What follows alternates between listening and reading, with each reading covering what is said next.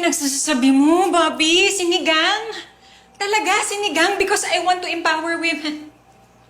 Busit ka talaga. May pa-sunflower ka pa.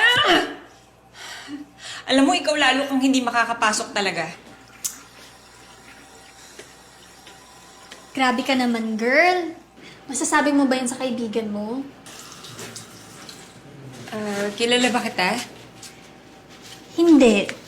Pero dapat kasi hindi mo yan sinasabi sa sarili mo. Ang ganda-ganda mo kaya, tsaka sexy mo, oh. Teresa nga pala.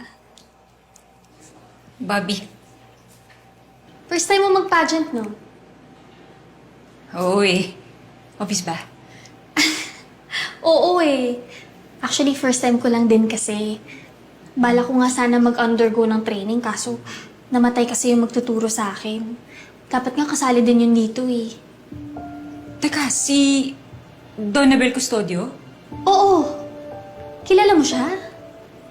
Alam mo ba talaga kung ano yung nangyari sa kanya? O boss, ito yung Donabel Custodio. Number 1 moneymaker daw ni Oko yan. Yun naman pala eh. Bakit niligpit? Eh, malaki na rin daw yung sakit ng ulo ni Oko dyan. Unang-una, tumatanggap ng customer sa labas. Ngayon naman, ayaw tumanggap ng kliyente, mas gusto daw niyang i-training yung mga bagong kandidata. Tapos, tinakot pa si Okoy na ibubuking yung operasyon pag hindi siya pinagbigyan.